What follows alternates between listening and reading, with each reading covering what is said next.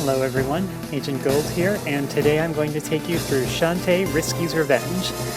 Just to give you a little background here, Shantae is a cult classic. These games have been overlooked by a lot of people for a long time, but there's a lot of effort that goes into them. They're very artistic, but at the same time the gameplay is really solid. A lot of the fans are disappointed that so many people overlook the series, so let's take a look at this together and see how it looks. Start a new game. This game isn't very long, so it isn't very hard to go from start to finish, at least not once you know where everything is.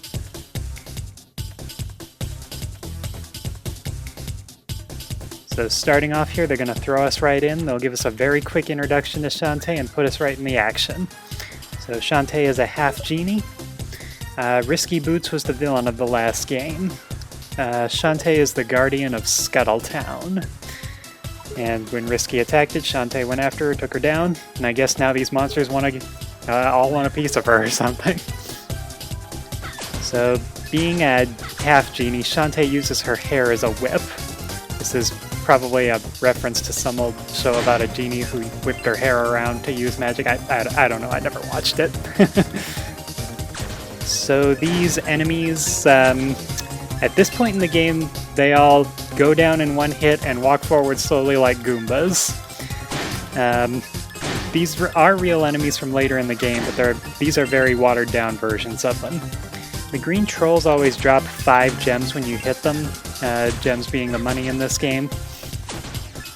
The Scarecrow's a little more random in what they drop. I'm getting really lucky this time. Normally you can expect like 40 to 50 gems here. I just got 60, so that's pretty impressive. That's good, that means I'll get to show you some of the stuff that's at the shop in a little bit. So Shantae, I guess as the Guardian, lives in this lighthouse. We head right over here. Here's her friend Bolo. Bolo is not too bright, but he's an excellent fighter. That's Bolo in a nutshell.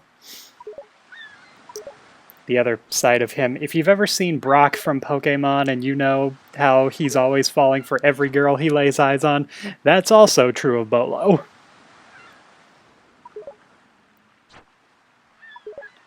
Sky is another friend of Shantae's. We'll see her in just a minute, so... In the first game in the series, this is the second game. There are more coming, but so far this is the latest edition. In the first game, Shantae was not able to swim. Anywhere you saw water, that was just instant death. But swimming plays a little bit more of a role in this game. There's a treasure chest up there. So they're already taunting you about the fact that this is one of those games where there are areas you can't go, you'll be backtracking to find them later. But right away with this first little chore of grabbing this egg, and they're just playing with you, trying to get you curious. Yeah, leaving an egg sitting out in the sun for too long is probably not a good idea. But that happened before the game began, so that's Shantae's fault and not mine. There's a lot of villagers around. I could talk to them, but they don't have that much interesting to say, so we'll skip it for now. That's Shantae's Uncle Mimic, and right away he's giving us a reference to Castlevania 2. I'd never played the game, but I do happen to know the reference. Here's Sky. She's a bird trainer, trains warbirds, I think. Unfortunately, I don't know that much about her. She doesn't interest me all that much, but she plays a little bit of a role in this game, just a small one.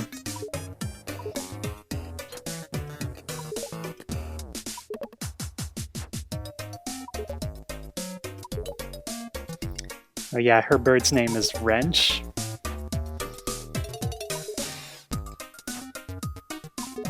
We'll see a little bit more of him later too. I'll talk about him more at that point.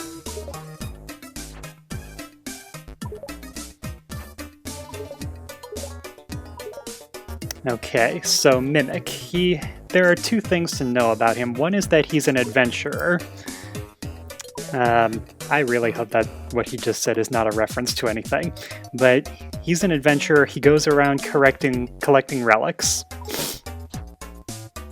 And the other thing that he does, and why they call him Mimic, is that when he does find out about ancient treasures, he tries to replicate them. In the first game, he made a steam engine, which is completely new to this world. Or I guess, at least to this island. Yeah, game takes place on an island. And this is probably just a gimmick that he's doing here. He's wrapped up one of his treasures in a rock, and he's going to smash it open to make it look like he's unearthing it for the first time. And these people seem to like it, so nothing wrong with that.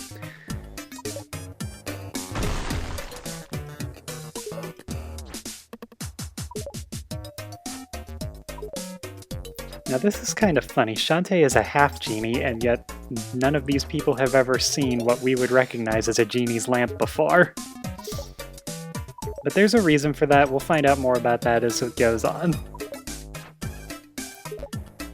Right now, Mimic is trying to keep a really big secret here, though. So he knows something about the lamp he doesn't want anyone else to know.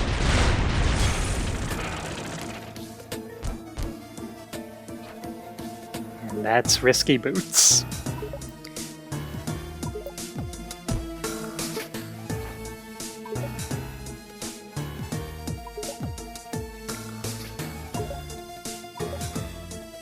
Looks like Risky knows something about the lamp too. How she found out about it, I don't really know. She just knows. But she's our villain, so she kind of has to know something. No comment. Yeah, this game, this series, it does have a lot of fan service, but it doesn't really dwell on it, so Risky Boots tends to say a lot of suggestive things. But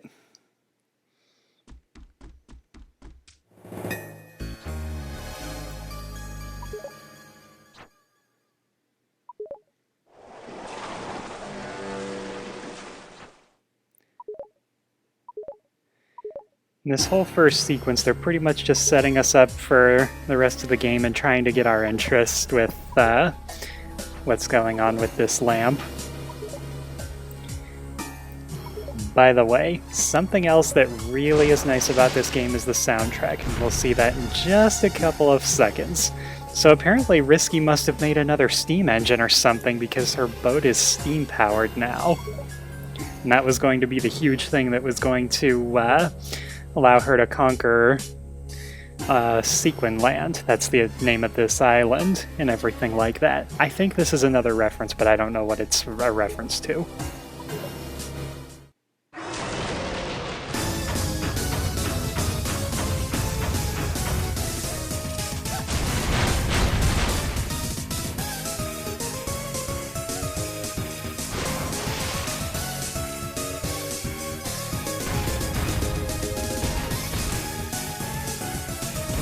Okay, so everything you've just seen is pretty much all there is to this boss. It's not very difficult. It tries to throw these explosive barrels at you. If you manage to hit the first one, then that damages the boss. If you miss the first one, it's going to throw more at you, but hitting those doesn't do anything. And then it jumps into the water and shoots cannonballs at you. Very simple for an introductory boss. It's mostly just keeping the action up, trying to get you into things, giving you a chance to hear this awesome music. That's pretty much all there is to it. It's not great for a first boss, but it's not terrible, since it's still the first 5 minutes of the game or something.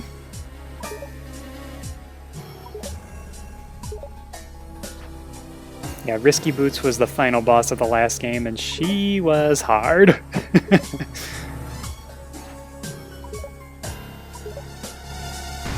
I don't know what she thinks Shantae has learned since the last duel. All we got to do here was use the hair whip, and she's lost all her abilities from the last game.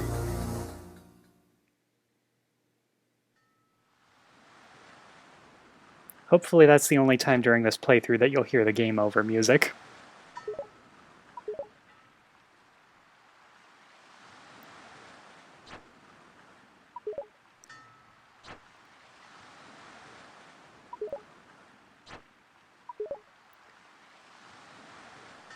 And this is the mayor of Scuttletown right here. I guess while Shantae was knocked out, Risky was looting the town at the same time. She's a pirate lady. She's pretty greedy. She'll get whatever she can and not just what she came for.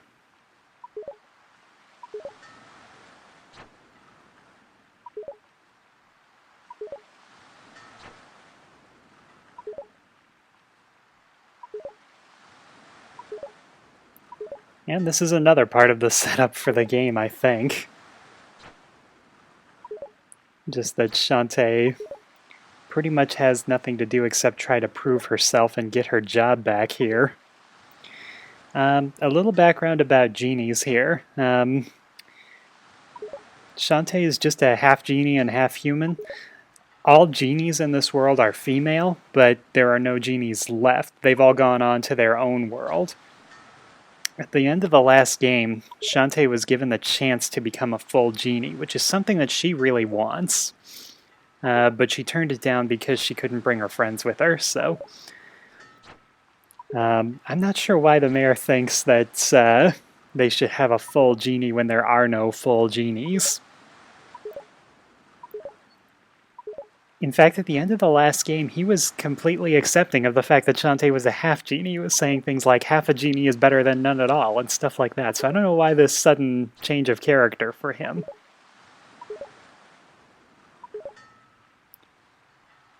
I think the reason they threw us into a fight and then a boss fight so quickly is because they have so much explaining to do right here about what the lamp is and the magic seals that can give it power again.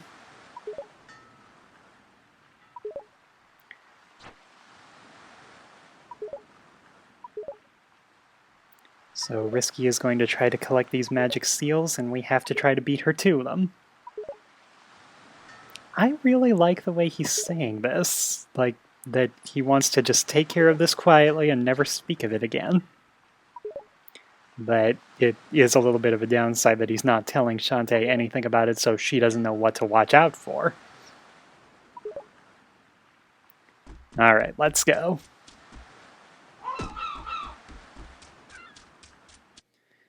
I wasn't really able to explore Scuttle Town very much before, so let's just take a quick look around here. If I try to go off this way, got a rock monster who's blocking the way, and I can't really do anything about him right now. So that way is blocked off. If I go back where this, if I go back where the exposition thing was, I can get exposition.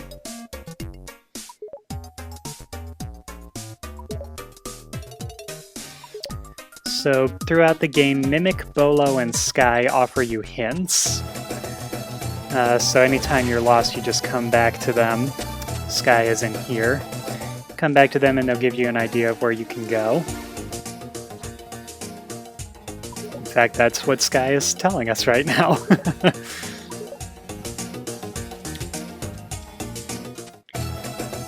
So off this way. To save in this game, you have to talk to these little old men in the green robes who are appropriately called save guys. Anytime you run out of health, you go back to the last time that you saved. You lose everything you got up to that point. It's just very painful kind of a game over, I guess, but it's not too terrible since they're pretty easy to find. This room off to the right is called the import room. On the DSi version of this game, I'm playing this on my phone right now. On the DSi version of the game, if you got other products from the same company, you could get some bonus money from the import room. Just a nice little hats off to anyone who supports them, I guess. You don't need the money to find everything or to get a good speed run. I'm going to do a speed run, and I'm also going to find everything, so... from the shop here, there's, this is pretty much how Shantae gets all of her magical upgrades and everything. So I'm going to get two things here. I'm going to get this fireball, since it's nice and cheap and a pretty nice spell to have. And I'm going to pick up a map, just so that I can show you where everything is. Those are two good items to get at the start, and I still have just 10 gems left over. The more expensive magic spells cost 50, where the fireball costs 30. So you might have to go out and get more gems if you want to start off your journey with those. One other thing, this old woman, or I guess she's not an old woman, but she's a big woman, she makes magic jam, but the magic jam that she's made has been stolen and hidden all over the world. If you collect magic jam, you can bring it back to the shop and trade it for more powerful upgrades. Don't ask me how it works, that's how this game flows. So Bolo said to go find Rottytops, who is east of the town gate.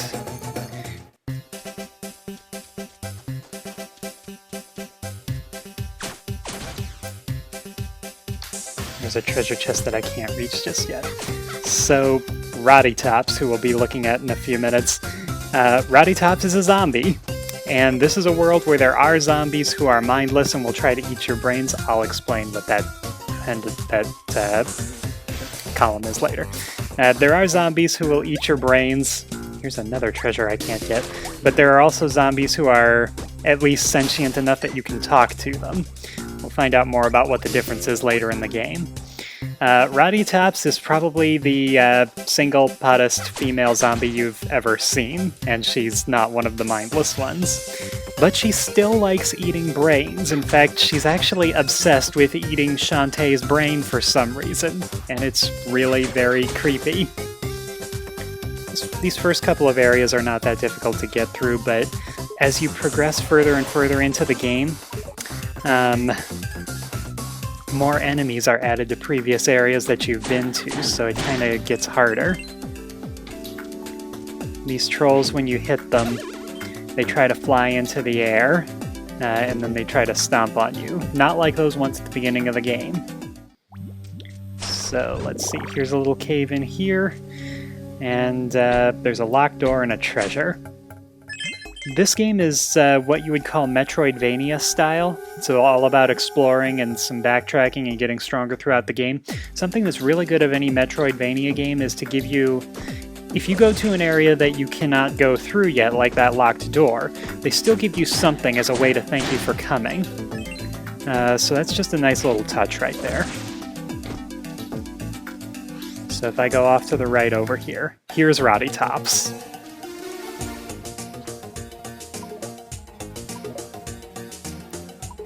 What'd I tell you? Obsessed with eating her brain. This is actually kind of confusing. I don't know why Shantae wants to be friends with Rottytops. It's like, Roddy is kind of a shaky person. But Shantae wants to be friends with her because she seems just nice enough that she should be friends or something.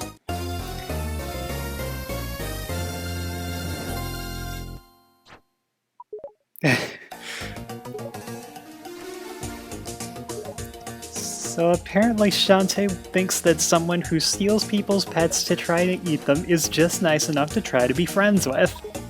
But I don't understand this. But she is kind of helpful. She's as much of a hint-giving person as anyone else. Okay, are you ready for this?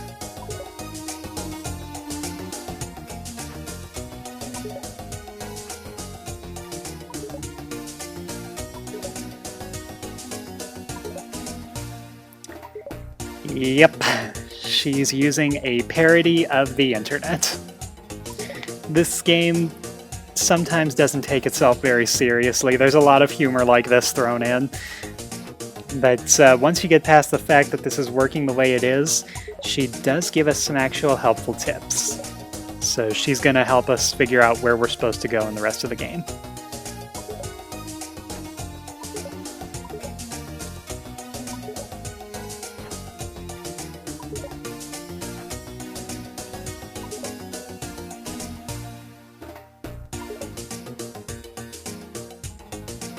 Full of bugs now, of course.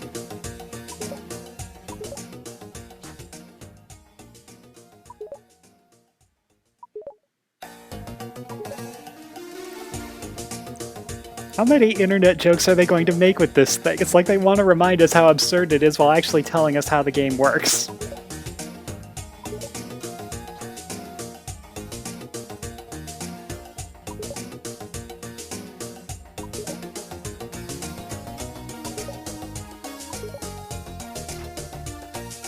Alright, so that's our first mission. We're gonna try to find the Squid Baron who is in this forest.